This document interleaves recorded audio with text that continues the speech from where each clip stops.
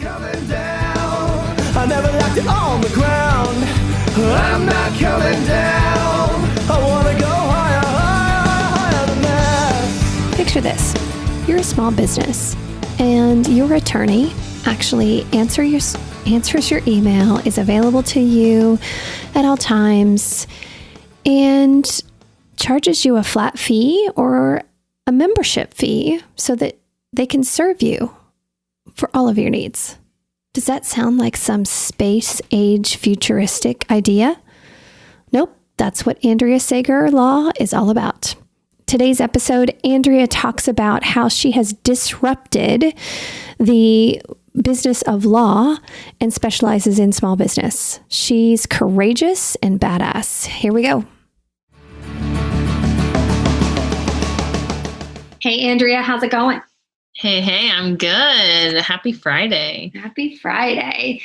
So I'm so glad that you were willing to jump on and record today. We met in New York City.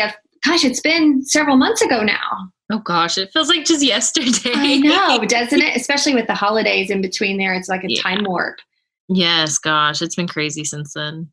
So we met at a conference and had the opportunity to get to know each other a little. And I think this is a great message in and of itself, that you can meet someone for just a few minutes, have a connection, and continue to do projects and work together if you're courageous enough to reach out and ask and accept, right? Absolutely, yes. Yeah. So I'm excited for you to tell your story today, because it is one that I think is going to resonate with many of our listeners. You have started a really unique format or business model out of a really old school traditional industry. Is that a fair way to describe it? I think that's the best way I've heard it described. Nice. Tell us a little about that story. Yeah, so I created a law firm. Number one, it is completely remote. All of my team is spread out across the country. So I'm in Houston. I have an associate attorney. He is in Dallas. I have a paralegal that's in Connecticut, and everybody works from home in their pajamas with their kid or dog or whatever. And on top of that, we are just very unique in how we do things, because I don't believe in the hourly billing model. So we do pretty much all flat fees, and we have a membership that essentially provides all access to our team. And it's very low cost. You get unlimited emails, you get phone calls, document review, template contracts, and then a discount on any other services. So it's a very unique model that not very many people are doing at all. And we've found great success with it, because we work exclusively with small businesses, because we know I have owned another business, and I have been in your shoes, everybody, the small business shoes, the bootstrapper, the hustler, and I know exactly what you need. So I know that billing hourly, which is the archaic lawyer model, is just not feasible anymore. And it's not the way I believe things should be done, because I don't want to get paid for my time. I want to get paid for the value that I'm providing my clients. And by doing flat fees, clients, number one, they know exactly what they're going to be paying. There's no estimate of hours or this. And then it comes out to, you estimate 3 hours and you spend 10 hours and they're like, what the heck? And of course the attorney can be like, well, it was just an estimate. It wasn't official. And I'm just so over that, because I worked at the big firm that I've been there, where it was just like, take your time on this, and it's just like, listen, this thing's going to take me 30 minutes. I'm not going to spend 3 hours on it. I love this. And it was one of the things we connected on immediately, because you've taken your gifts and talents, and you have a passion for law and for protecting these small businesses, but you didn't just follow the habit of the way law has traditionally been done. You said, hold on, if I'm going to serve my customer and me in the best way I know how, I can add value and be relevant in a completely different way. I don't have to follow the habit of how it's always been done. I can do it differently.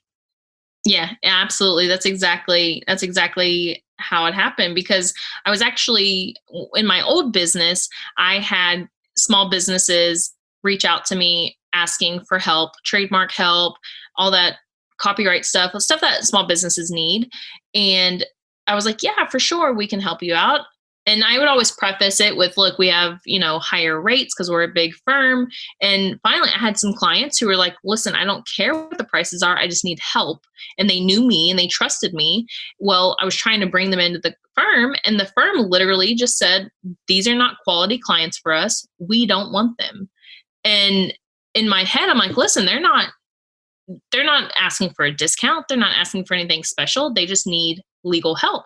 So I knew in this one particular instance, it was just like that defining moment. You always hear about, oh, I had this defining moment. Like, that was legitimate. I remember in my head when it was happening, I was like, this is it. Like, this is it for me. Oh, I love that. Yeah. I was like, I do not want to be here, because they wanted to serve the billion-dollar businesses, which I totally get. But I knew that there was a gap between small businesses and quality legal services without breaking the bank. And basically, I just told myself, like, that's what I'm going to do. And that's what I set out to do. And that's what I'm doing now. I love that you remember it as a defining moment. That's awesome. So many times it evolves slowly and you're like, when was that actual flip of the switch? But when yours happened. That's fun. And if we collectively look at the economic engine of the small business, like across the country, it's significant.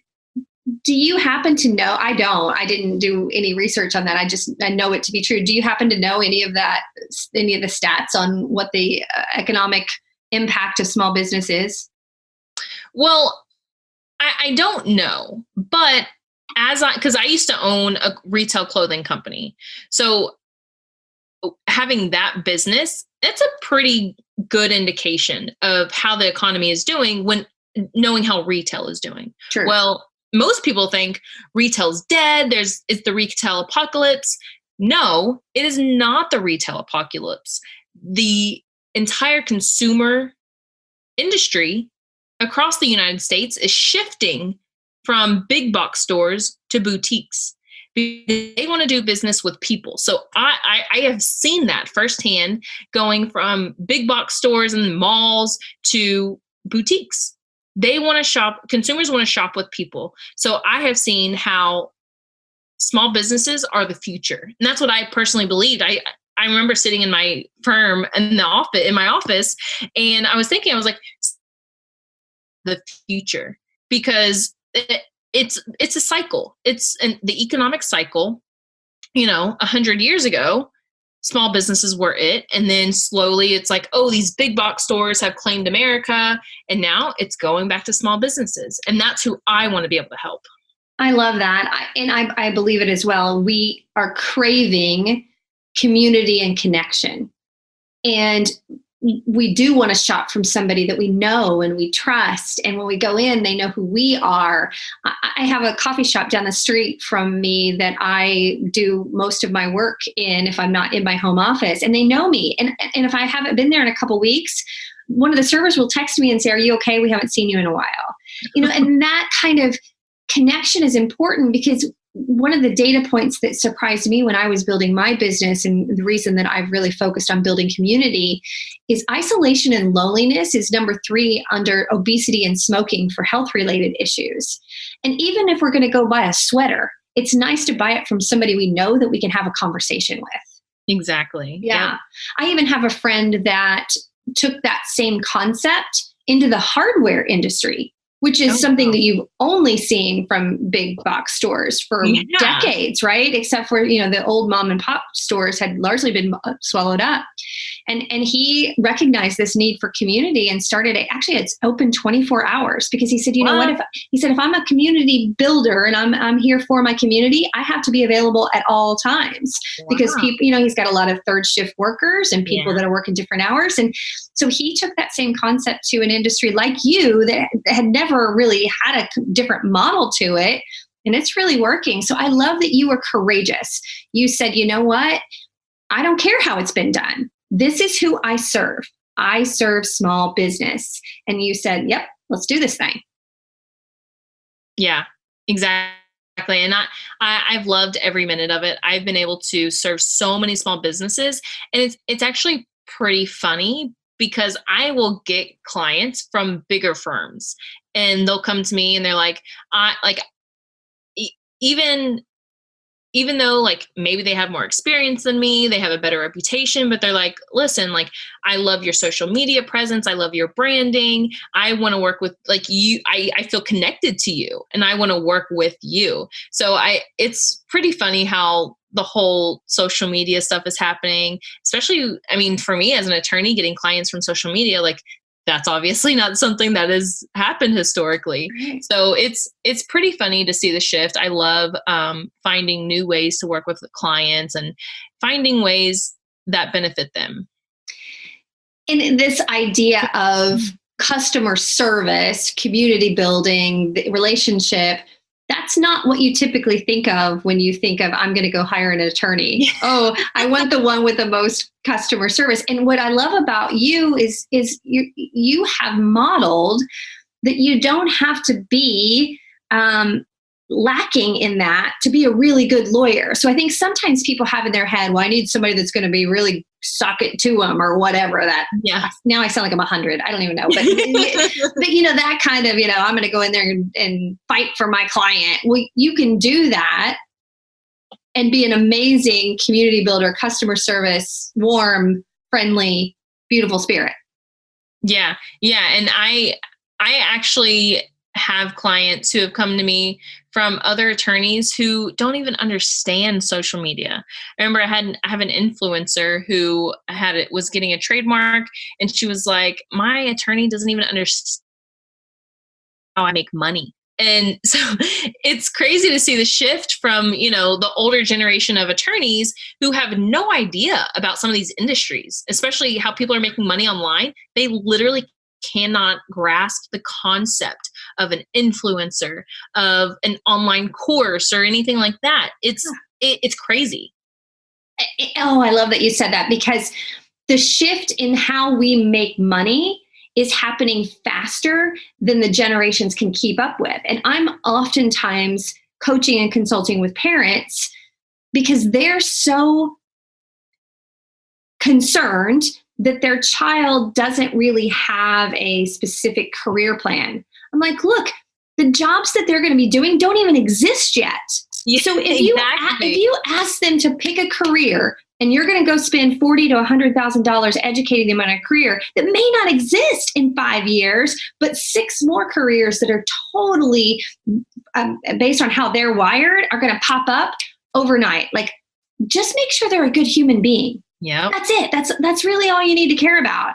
Because if you let your gifts and talents lead you like you've done, there's all kinds of opportunity. Sometimes you just have to go create it like you've done.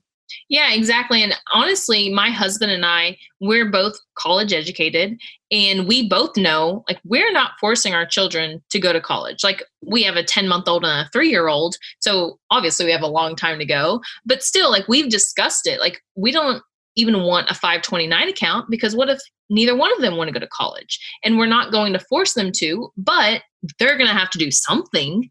Like, they're not going to just be a bum, but we understand after going to college, after seeing, people that don't have a college education, they're still doing just fine. You don't have to be a college educated to be successful. So obviously we want our children to be successful, but we are not pushing them to go to college. If they want to go, perfectly fine. But I know my parents, I mean, they definitely pushed me to go to college, which is great. I knew I was going to go to college, but it's just, I think it's funny just to see how so many things shift every 10, 20, 30 years. And even faster now. Now it's shifting in 5 to 6 to 7 years. It's significant.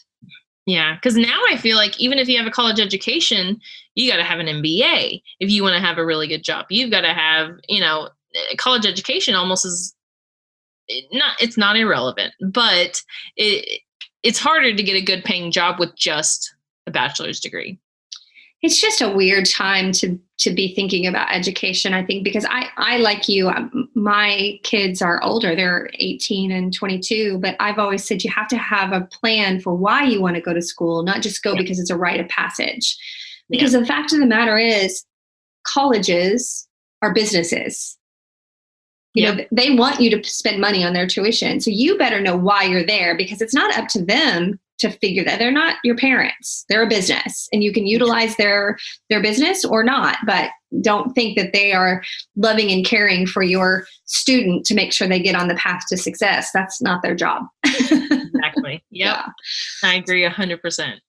So as you're using social media and using other things way out of the traditional model of the law industry, what are some of the challenges that you've been faced with by doing things differently? Oh man, good question. So as an attorney, we're bound by so many rules. And it's unfortunate because a lot of these rules are very, very archaic. Mm-hmm. And you have to be able to find that line, which may not be very clear. So sometimes you're kind of just guessing. Like I do Facebook ads, and it's like, okay, are Facebook ads okay? I had to do research into that. And there's some Facebook ads where it's okay, some it's not. So you have to be very careful with Facebook ads. You have to be very careful with social media, what you're posting, because ultimately you can't have people think that they are in an attorney-client relationship with you. And you may think that sounds obvious, but if somebody's been following me on social media and messaging me, my DMs about this question or this question, if they've been following me for 2 years and I've been, answering general questions for 2 years, they may come and say, oh yeah, she's been my attorney for 2 years. No, I have not. And that's why I honestly try not to answer any DMs. Anytime anybody DMs me on Instagram, I say, hey, what's your email? I'll email you. Sometimes clients are just like, no, let's just DM. And I'm like, oh.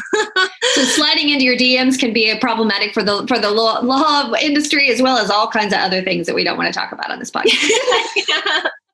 Yeah. So like Facebook ads, like that's really hard. And one thing that's really been not hurting me, but I want a salesperson. Like I want to have a salesperson, but I can't. So as an attorney, you cannot pay a non-attorney commission for sales. Oh, so, I get that, I guess. Yeah. Yeah. So you can pay other attorneys, referral fees, but if I have a salesperson, I have to pay them a straight salary. I cannot give them bonuses based on how many people they bring in, how many new clients they bring in. So that, honestly, that's the number one thing that is hurting me right now, because be able to bring in new business.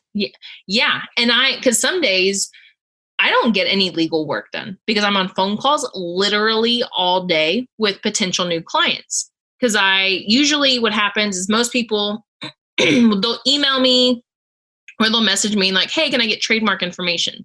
And I send them the information, and then they can book a free 15-minute call to answer just some questions. And some days I'll have 10, 15 calls, 15 of those a day. And so I don't get any legal work done. It's done all at night. So I'm just like, gosh, I would love to just have a salesperson. But at the same time, I want a successful salesperson. Right. And it's hard to get a successful salesperson that, doesn't have any motivation based on commission. That's very, very motivating for them. And the two skill sets of the person that would go into law is different typically than someone that would go into sales. So to find somebody that has both of those styles and personalities is probably a very unique individual. Yeah. Like yourself. Yeah.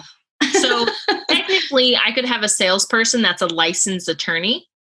So that's one option. I just haven't been able to find that person. Shout out if anybody's out there. Yeah. If you're a licensed attorney and looking for a sales position, hit me up. Okay, good. I'd love it if you found somebody based on the podcast. That'd be awesome. Seriously. Yeah. That is seriously like my biggest struggle right now is filling that sales position role. And another, like, so I'm stuck between, okay, do I want a salesperson or do I want somebody with more legal experience than me, basically taking over that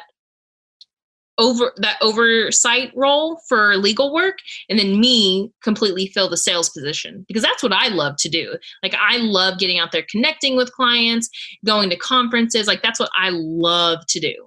So it's either filling one of those positions that's just tripping me up right now. Well, I get it. I totally get it.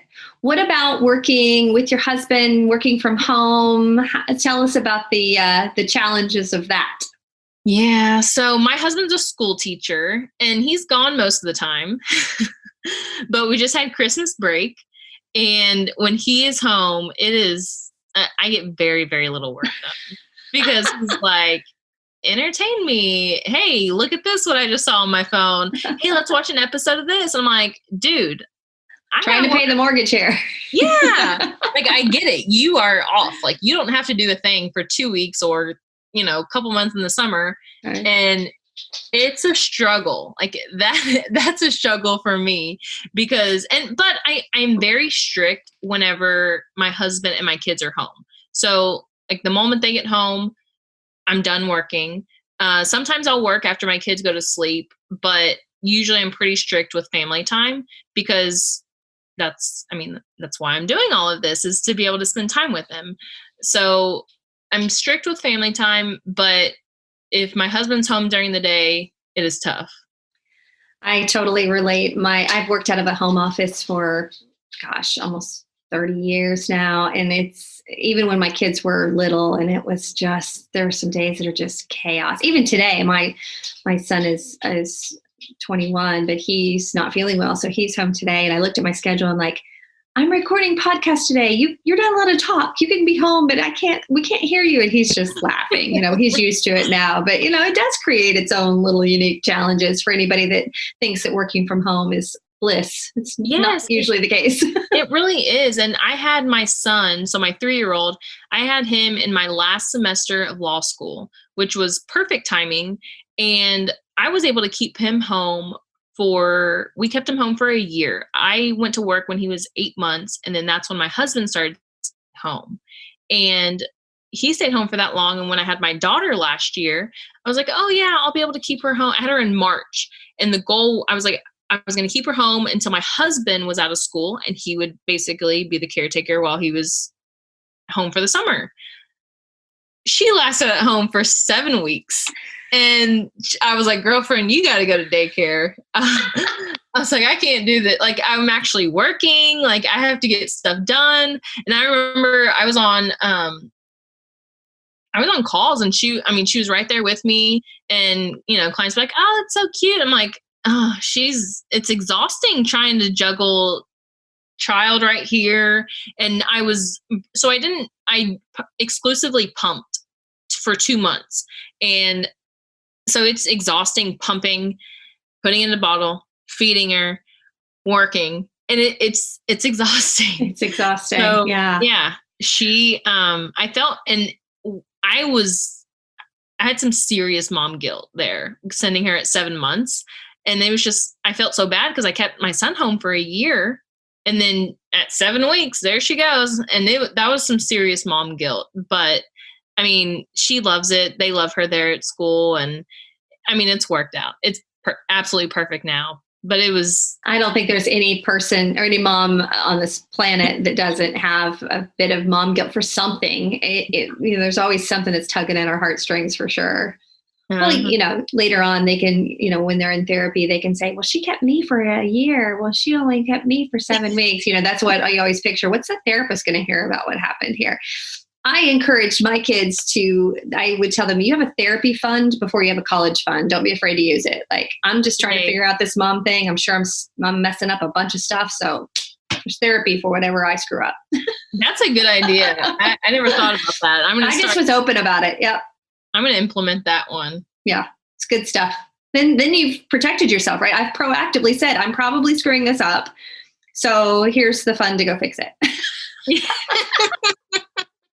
No, that's a good one. I'm going to That's what I'm going to do. They're dropping wisdom today. I know. And we have a, I guess, non-traditional college fund or life fund. So we are buying them both houses. So we buy the houses now and then rent them out. So somebody else is paying the mortgage. And then by the time they're 18, I mean, they'll have a couple $100,000 and they can sell the house, keep renting it out, keep the rental income or whatever they want. So instead of me, is brilliant. So we don't put money in any kind of savings account for them. They've both have a house. Oh my gosh. It's too late for me to do that. I'm so mad that I didn't know that 18 years ago. It's genius, right? It's genius. I heard it on a podcast once and I was like, wow, that is genius. I'm definitely doing that. Well, not only did you hear it, you did it, because that's the thing, right? So a lot of times we hear great ideas and then we don't implement them. You said, yep, doing that. Oh my gosh. I love that. That's going to be spinning in my head all day. I hope that is beneficial to tons of listeners today. Thanks for sharing that. Oh yeah, no problem. Because I told my husband, I remember when he was iffy, because I'm like the finance, not guru, but guru in the family, because I'm always listening to podcasts about different stuff. And I remember hearing that in the podcast and I was like, oh my gosh, this is what we're doing. And it took him a while, but then I got him listening to the same podcast and he was like, okay, yeah, that makes sense. Like that's awesome. So good. Yeah, you're not paying it. Somebody else is paying it. So good. Oh my gosh. That's and luckily my head spinning all day. So we're very lucky because we were both in the military. So we have a VA loan. So we don't have to put any money down. Oh my gosh. That's the best case scenario for you guys. Well, and while we're on the topic of money, what I think is interesting about your story is not only did you disrupt the traditional way that attorney law work gets done, you've done it with your eye on not just serving your clients and being able to be more flexible with your family. It's paying off financially for you as well. Oh yeah, for sure. Yeah. And I love when you can model for all of us that kind of trifecta of things. So one, you said, I'm going to use my unique gifts and talents. I absolutely know this is what I want to do. But then two, you said, I can serve my customer better. I can be more valuable and more relevant if I do it differently. But that doesn't mean I'm going to sacrifice being paid well for it.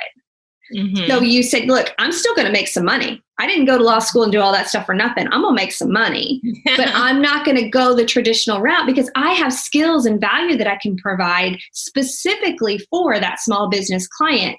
And that's a lesson for anybody.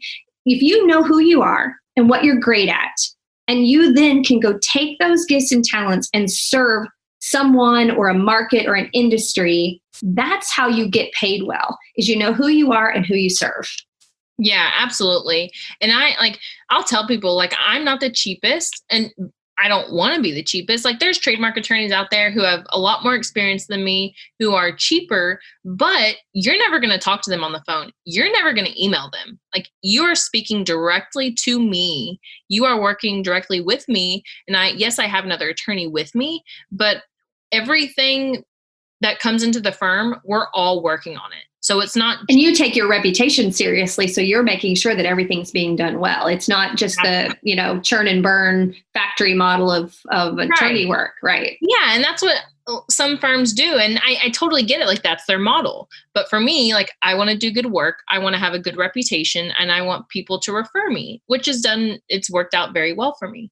It's like the difference between Walmart and Nordstrom, right? Exactly. You're not the Walmart model. You're not the just come in, get the cheap prices. Nobody's going to talk to you. It's dim lights and a bad experience. You're Nordstrom, where you're catering to the service. You're going to make sure that everybody gets what they need, and it's personal. Yeah, exactly. Yeah. And we also, so I really try to just do what I can for small businesses. So I actually offer payment plans of my own for clients for trademarks. And I've spoken to a lot of attorneys who in Facebook groups, we'll bounce around the ideas sometimes. And a lot of attorneys are just like, oh, it's not worth it for me. Like they're not going to pay, blah, blah. I'm like, who are y'all working with? Because I've always offered payment plans, and I have had one person give me an issue. And it was one of those that was, you have that gut feeling like, oh, I probably should not take on that matter. And then she actually fired me before I could actually do anything. And it was just one of those like, oh, thank you. Thank you. Thank you, Lord, for protecting me from that. Yes. So yeah, a lot of attorneys, I think, are just afraid to do anything new, and they're afraid to try just stuff that is not normal. Well, you've hit on something that I speak on a lot, which is the fear really is uncertainty. So we call it fear because that's what we're feeling in our gut. But fear is really the word that you use if there's physical danger, like if there's a tiger in your office or a tornado coming, right? But what you're really experiencing is uncertainty. What's going to happen if I do that? And then you get that like, I don't know. So we have these beliefs that aren't always truths. So one of them that your other peers have said in the market is, well, it's not worth it for me to offer that kind of payment plan because people don't pay. That's a belief they have that's not necessarily a truth. You've actually proven out it's not true, right? Yeah. And so it's just that uncertainty that other people couldn't get past in order to offer it. But I love how freaking courageous you are. Thank you. Thank you. No, I love it. I am honestly, like I said earlier, like I'm just so passionate about small businesses and making it work for them. Because in my head, I don't want the next potential Apple or Google to be held back because of legal services. Because the legal stuff. Like that makes me tear up. Well, that like, honestly, like that's what I keep in my head. Like these small businesses are literally the future of our economy. And if they can't afford to protect their business, they're going to be out of business. And you don't know if they were the next $1 billion company. Like you just don't know. So why are they going to be held back? Because, everybody's bootstrapping, everybody's starting up and trying to make things work. So be flexible, like help them make it work. God, that's beautiful. And so often someone that's venturing out into an entrepreneurial adventure doesn't have a traditional mindset about a lot of things, right? And so the conversations that they probably have tried to have with traditional lawyers and attorneys has left them feeling uncomfortable and not understood. And you take a completely different mindset on that and say, let me meet you where you are and have the flexibility, but also have the care and the concern and the connection so that they, I'm sure, feel completely appreciated in their ability to be different. Yeah, absolutely. That's beautiful. That's beautiful. Oh my gosh. That's like, we got to wrap up right here because nothing you say after that is going to be like, that's the quote on the slide. I've already pictured in my head. That's what we're doing. So how can people get in touch with you or follow you or know more about you? Because you work all around the country, right? So you don't have, you're out there on social media. How can people get in touch with you? Yeah, definitely Instagram, Andrea Sager Law. And definitely, in my bio, there's links to other things, lots of freebies, blogs, all the good stuff on Instagram at Andrea Sager Law. And I will put the links in the show notes. So if you are a small business, an entrepreneur who's looking for some legal advice, check you out. Perfect. Thank you for being here. No, thank you for having me. This is awesome. And I'm not coming down. I love everything that she is doing. Go follow Andrea. She's an amazing human being. Okay, so are you subscribed to the podcast? And if you're digging it, have you left a review? Just a couple of things to think about because we love both of those things.